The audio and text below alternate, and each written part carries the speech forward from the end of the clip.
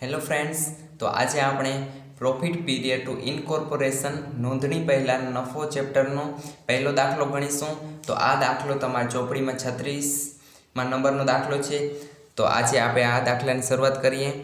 તો આ દાખલામાં આપણે એક કંપની આપેલી છે, તે કંપનીની શરૂઆત 1 એપ્રિલ 2017થી થાય છે અને તેને કંપનીને લીગલ સર્ટિફિકેટ 1/7/2017 મળે છે।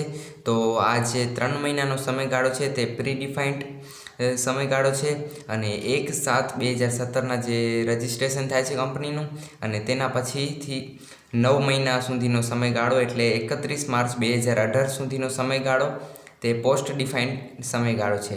તો આ બંને વચ્ચેનો આપણે રેશિયો કાઢવાનો છે। તો સૌપ્રથમ અહીંયા આપણે ટાઈમ આપેલું છે, તો તેના પરથી આપણે ટાઈમ રેશિયો શોધીશું। તો ટાઈમ રેશિયો શોધવા માટે આપણે અહીંયા પ્રી ડિફાઇન્ડ ટાઈમ આપણે 3 મહિના અને પોસ્ટ ડિફાઇન્ડ ટાઈમ આપણે 9 મહિના આપેલા છે। તો 3/9 એટલે તેનું રેશિયો નીકળશે 1/3નો રેશિયો નીકળશે। અને તેના પછી સેલ્સ રેશિયો શોધીએ। તો સેલ્સ રેશિયોમાં આપણે રકમમાં આપણે 10 લાખ રૂપિયા આપેલા છે। આખા વર્ષનું જે પ્રોફિટ છે તે 10 લાખ રૂપિયા આપેલું છે। તેમાંથી પ્રી ડિફાઇન્ડ આપણે જે પ્રોફિટ છે તે 2 લાખ રૂપિયા આપેલું છે। તેથી જે પોસ્ટ ડિફાઇન્ડ આપણું જે પ્રોફિટ બચે છે તે 8 લાખ રૂપિયા બચે છે। કંપનીનું જે નોંધણી થાય તેના પહેલાંનો 2 લાખ રૂપિયા નફો, તો કંપની નોંધણી થઈ જાય તેના પછીનો 9 મહિનાનો 8 લાખ રૂપિયા નફો આવે છે। તો આ બંનેનો 2 લાખ જેમ 8 લાખનો આપણે રેશિયો કાઢીશું। તો 2/8 અને 2/8નો રેશિયો એટલે 1/4 રેશિયો આવે છે, તે સેલ્સ રેશિયો છે। તો હવે આપણે તેની એન્ટ્રી કરીએ। તો સૌપ્રથમ અહીંયા આગળ સ્ટ્રક્ચર આખું બનાવવાનું, પર્ટિક્યુલર, પછી આવશે બેઝિક, પછી આવશે પ્રી ડિફાઇન્ડ, તેમાં સૌપ્રથમ એક્સપેન્સીસ અને ઇન્કમ અને જનરલ પ્રોફિટ, પછી આવે છે પોસ્ટ ડિફાઇન્ડ, એમાં સૌપ્રથમ એક્સપેન્સીસ અને ઇન્કમ અને ગ્રોસ પ્રોફિટ। તેના પછી આ રકમમાં સૌપ્રથમ આપણે ગ્રોસ પ્રોફિટ આપેલું છે। ગ્રોસ પ્રોફિટ સેલ્સને રિલેટેડ હોય, કારણ કે જ્યારે સેલ્સ વધે છે તો ગ્રોસ પ્રોફિટ પણ વધે અને સેલ્સ ઘટે તો ગ્રોસ પ્રોફિટ પણ ઘટે છે। તેથી ગ્રોસ પ્રોફિટ સેલ્સને રિલેટેડ હોય છે, તેથી અહીંયા સેલ્સ રેશિયો લાગુ પડે છે અને આપણો સેલ્સ રેશિયો છે 1/4નો।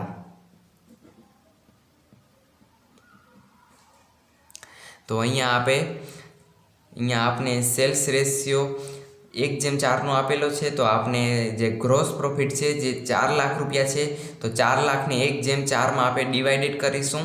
તો અહીંયા ગ્રોસ પ્રોફિટના લાઇનમાં આપણે સેલ્સ રેશિયો પ્રમાણે 80,000 અને 3,20,000નું ડિવિઝન આવશે। અને તેના પછી આગળ આપણે જોઈએ તો તેમાં રકમમાં રેન્ટ અને ટેક્સીસ આપેલા છે। તો રેન્ટ અને ટેક્સીસ સેલ્સને રિલેટેડ નથી, કારણ કે સેલ્સ વધે કે ઘટે તેનાથી તેને રેન્ટ અને ટેક્સીસમાં કાંઈ પણ ફરક આવવાનો નથી। તેથી રેન્ટ અને ટેક્સીસમાં આપણે ટાઈમ રેશિયો લાગુ પડશે ને ટાઈમ રેશિયો આપણો છે 1/3નો। તો અહીંયા આપણે એક્સપેન્સીસ અને ઇન્કમની આપણે કોલમમાં 1/3ના ડિફાઇન્ડમાં આપણે 40,000 રૂપિયા ટેક્સ અને રેન્ટ આપેલો છે। 40,000ને 1/3માં આપણે ડિવાઇડેડ કરીને 10,000 અને 30,000 લખીશું। અને તેના પછી આપણે આપેલી છે એમ્પ્લોય સેલેરી।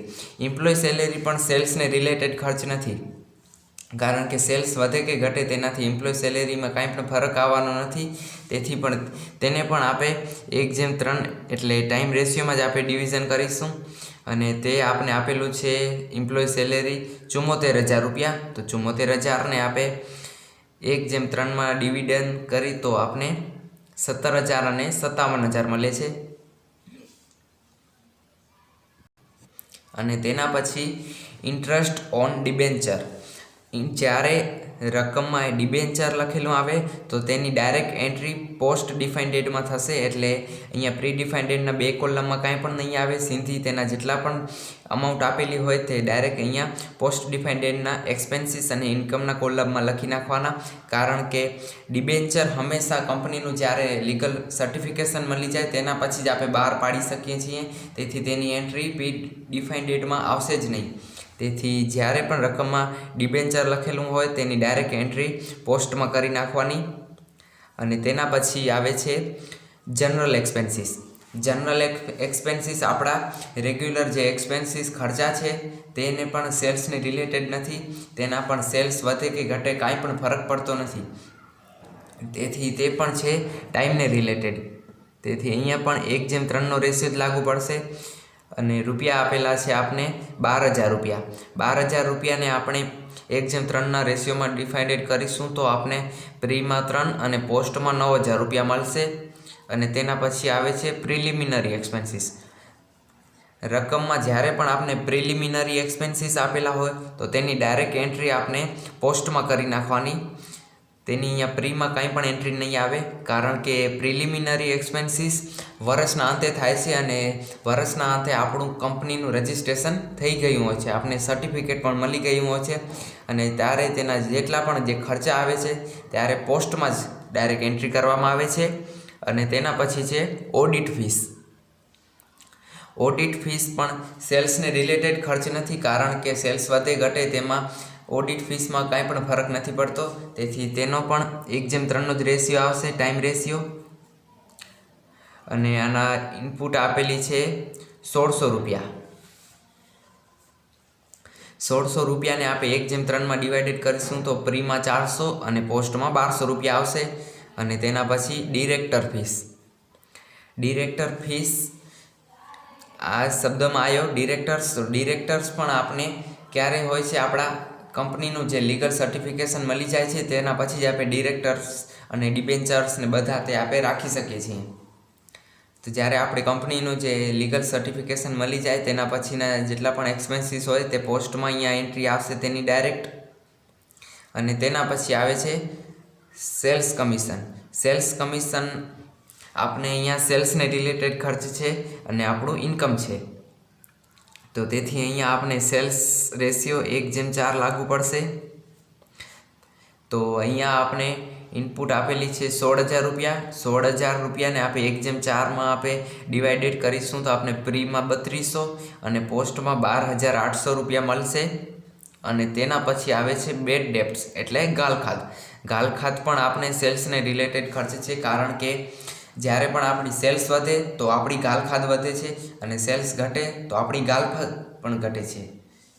તો અહીંયા પણ 1:4નો રેશિયો લાગુ પડશે. અને ઇનપુટ છે આપણી 2,000 રૂપિયા. 2,000ને આપણે 1:4માં ડિવાઇડેડ કરીશું તો 400 અને 1,600 રૂપિયા આવશે. અને તેના પછી છે શેર ટ્રાન્ઝેક્શન ફીસ. શેર આપણે ક્યારે બહાર પાડી શકીએ, જ્યારે આપણા સર્ટિફિકેટ મળી જાય, આપણા કંપનીનું લીગલ સર્ટિફિકેટ મળી જાય અને તેનું ઇન્કોર્પોરેશન થઈ જાય, તેના પછી જ આપણે શેર બહાર પાડી શકીએ છીએ. તેથી અહીંયા જે તેની ફીસ છે તે આપણી ઇન્કમ કે એક્સપેન્સીસ છે તે પણ આપણું પોસ્ટમાં જ એન્ટ્રી આવશે ડાયરેક્ટ. તેના પોસ્ટમાં 700 રૂપિયા આપેલા છે, તેની ડાયરેક્ટ એન્ટ્રી પોસ્ટમાં આવશે, પ્રીમાં કાંઈ પણ આવશે નહીં, કારણ કે આપણે શેર જ્યારે આપણું સર્ટિફિકેટ મળી જાય તેના પછી જ આપણે બહાર પાડી શકીએ છીએ. અને તેના પછી આવે છે ડેપ્રિસિએશન. ડેપ્રિસિએશન આપણું સેલ્સને રિલેટેડ ખર્ચ નથી. જો આપણી સેલ્સ વધે કે ઘટે તેનાથી ડેપ્રિસિએશન પર કાંઈ પણ ફરક આવતો નથી, તેથી તે પણ આપણો ટાઈમ રિલેટેડ ખર્ચ છે. તેથી અહીંયા પણ આપણો રેશિયો આવશે 1:3નો. અને રૂપિયા છે 1200 રૂપિયા. અને તેને આપણે ઇનપુટ 1200 રૂપિયાને 1:3ના રેશિયોમાં કરીશું તો આપણે આવશે 300 અને 900 રૂપિયા. અને તેના પછી આવે છે એડવર્ટાઇઝમેન્ટ એક્સપેન્સીસ. એડવર્ટાઇઝમેન્ટ એક્સપેન્સીસ સેલ્સને રિલેટેડ છે, કારણ કે સેલ્સ આપણે વધારે કરવી હોય તો એક્સપેન્સ પણ વધારે થાય એડવર્ટાઇઝનો, અને સેલ્સ ઓછી કરવી હોય તો તેનો એડવર્ટાઇઝમેન્ટ એક્સપેન્સીસ પણ ઓછો થાય. તેથી આ ખર્ચો આપણો સેલ્સ રિલેટેડ છે. તો અહીંયા આપણે ઇનપુટ આપેલી છે 3200 રૂપિયા. તો 3200 રૂપિયાને આપણે 1:4માં ડિવાઇડેડ કરીશું તો 640 અને 2560 રૂપિયા આવશે. અને હવે દાખલાની સૌથી મેઇન ગણતરી છે. તો અહીંયા આપણે જેટલો પણ ગ્રોસ પ્રોફિટમાં ટોટલ કરવાનો, અહીંયા આપણે 3,20,000 અને 700 રૂપિયા. આપણો અહીંયા ટોટલ કરવાનો, તેમાંથી એક્સપેન્સીસ અને ઇન્કમ જેટલી આપણે આપેલી છે આ કોલમમાં તે બધી બાદ કરવાની, અને જેટલો પણ બચે છે તેટલો આપણો નેટ પ્રોફિટ છે, પોસ્ટ નેટ પ્રોફિટ. તે આપણો પોસ્ટ નેટ પ્રોફિટ છે. અને તેના પછી અહીંયા ગ્રોસ પ્રોફિટ આપણો જેટલો પણ આપેલો છે, અહીંયા 80,000 રૂપિયા આપેલો છે ટોટલ, અને 80,000માંથી આપણો એક્સપેન્સીસ અને ઇન્કમ જેટલી પણ છે તે બધી બાદ કરવાની. આ પહેલી કોલમ બધી બાદ કરવાની. તો હવે આપણા પાસે જેટલો બચે છે તે આપણું નેટ પ્રોફિટ છે પ્રી.